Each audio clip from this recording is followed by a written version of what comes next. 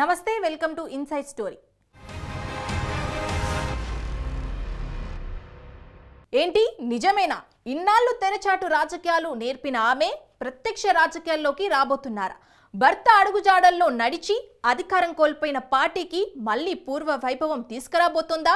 మొన్నటిదాకా చంద్రబాబుకు ఆయన భార్య భువనేశ్వరి అండదండగా ఉన్నట్టే ఈమె కూడా భర్తకు భరోసా కల్పించేందుకు మాస్టర్ స్కెచ్ వేస్తున్నారా?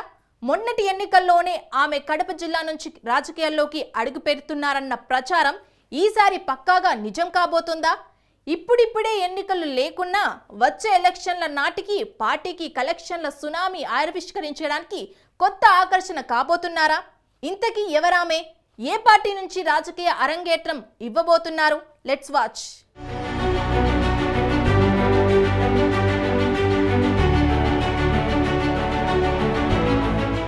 వైఎస్ భారతీరెడ్డి.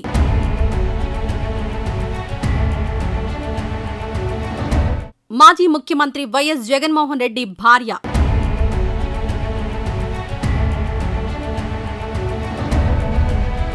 ఇన్నాళ్లు వైసీపీలో కీలక పాత్ర పోషించిన భారతి.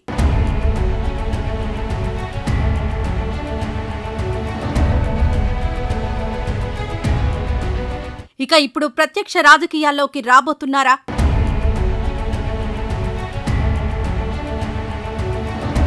అవుననే ప్రచారం జరుగుతోంది. సోషల్ మీడియా అయితే కోడై కూస్తోంది.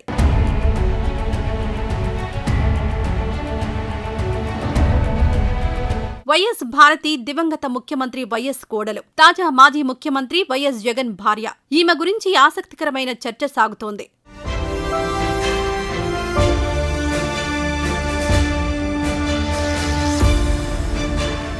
మొన్నటి ఎన్నికల్లో వైసీపీ ఘోరంగా ఓటమి పాలవడంతో ఏ రకమైన కొత్త కళ కనిపించడం లేదు. అంతో ఇంతో మాట్లాడగలిగే నేతలందరూ దాదాపు ఓడిపోయారు. అందరూ సైలెంట్ అయ్యారు. ఆ తర్వాత జగన్ అన్నీ తానై మాట్లాడే ప్రయత్నం చేస్తున్నా అదంతా ప్రజల్లోకి వెళ్తున్న దాఖలాలు కనిపించడం లేదు. అందుకే పార్టీలో జగన్ తరువాత బలమైన నేతను తీసుకుని రావాలని ప్రయత్నాలు జరుగుతున్నట్లుగా ప్రచారం సాగుతోంది.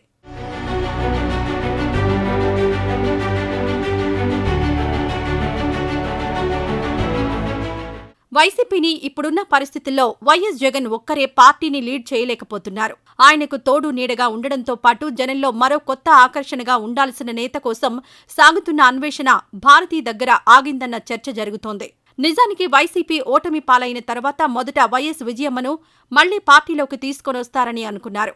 అయితే విజయమ్మ గత ఎన్నికల వేళ న్యూట్రల్ పొలిటికల్ స్టాండ్ నుంచి తప్పుకుని తమ కుమార్తె కాంగ్రెస్ ఏపీసీ చీఫ్ అయిన వైఎస్ షర్మిల వైపు నిలబడ్డారు.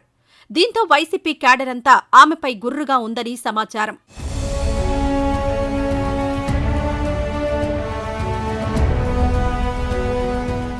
అంతేకాదు వైసీపీకి చెందిన మాజీ మంత్రి పేర్ని నాని, మాజీ ఎమ్మెల్యే కేతిరెడ్డి వెంకట్రామరెడ్డి వంటివారు కూడా తల్లి చెళ్లెళ్ల వల్లనే పార్టీ దారుణంగా దెబ్బతిందని కామెంట్స్ చేశారు.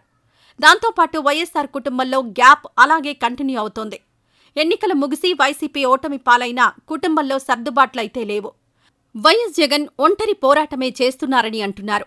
దీంతో వైసీపీలో ఇప్పుడు ఈ కొత్త చర్చ తెరపైకొస్తోంది. వైఎస్ భారతి తొందరలో రాజకీయ అరంగేట్రం చేస్తారని, ఈ మేరకు వైఎస్ జగన్ దగ్గరుండి మరీ తగిన విధంగా ఆమె పొలిటికల్ అరంగేట్రానికి ప్లాట్ఫారాన్ని తయారు చేస్తున్నారని తాడేపల్లి క్యాంపు దగ్గర చర్చ జరుగుతోంది.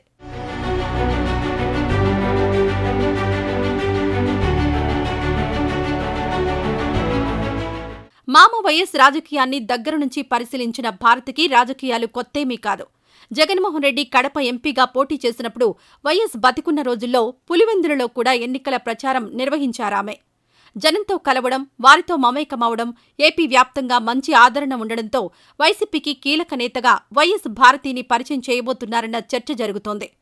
వైసీపీలో చూస్తే మహిళా నేతల కొరత ఉంది. గతంలో YS Sharmila, YS Vijayamma YCP తరపున విస్తృతంగా ప్రచారం చేసేవారు. ఆ విధంగా మహిళా ఓటు బ్యాంకుని ఆకర్షించేవారు. కానీ 2024 ఎన్నికల్లో జగన్ ఒక్కరే ప్రచారం చేశారు. మహిళల కోసం సంక్షేమ పథకాలు వైసీపీ ఎన్నో అమలు చేసినా దానికంటే డబ్బులిస్తామని టీడీపీ కూటమి చెప్పడంతో జనాలు ఆ వైపుగా మళ్లిపోయారు. ఇక అధికారంలో ఉన్న టీడీపీ కూటమి ప్రభుత్వం రానున్న రోజుల్లో మహిళలకు ఉచిత బస్సు హామీని అమలు చేస్తే వారు ఆ వైపే ఉంటారని కూడా అంటున్నారు.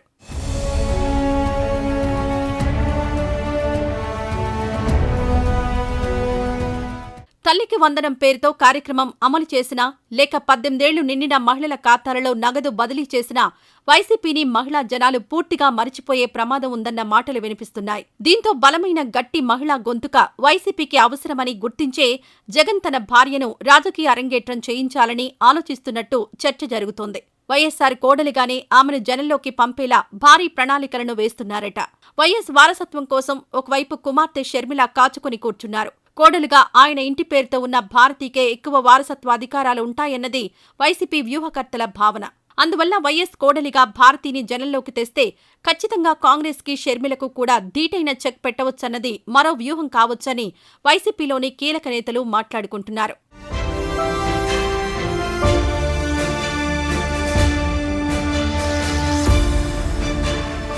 ఊ అంటే ఆ అంటే అన్న మీద వైసీపీ మీద రెచ్చిపోతున్న వైఎస్ షర్మిలకు వైఎస్ భారతితోనే ఘాటైన జవాబిప్పించాలని కూడా జగన్ అనుకుంటున్నారట.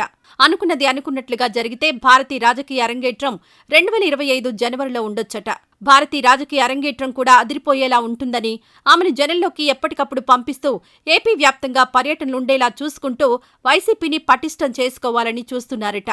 కీలకమైన సమయంలో జగన్ రాజకీయ తెరమీదకొచ్చినా భారతితో మాస్టర్ ప్లాన్ వేయించాలని వైసీపీ వ్యూహకర్తలు ఎత్తుగడ వేస్తున్నారట. మరి వైఎస్ భారతి రాజకీయాల్లోకి వస్తారా? వచ్చినా రాణిస్తారా?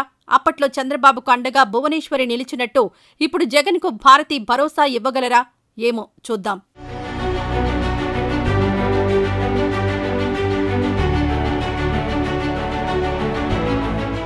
ఇవి ఇవాల్టి ఇంట్రెస్టింగ్ ఇన్సైడ్ స్టోరీస్. మరో ఎపిసోడ్లో మళ్ళీ రేపు కలుద్దాం. నమస్తే.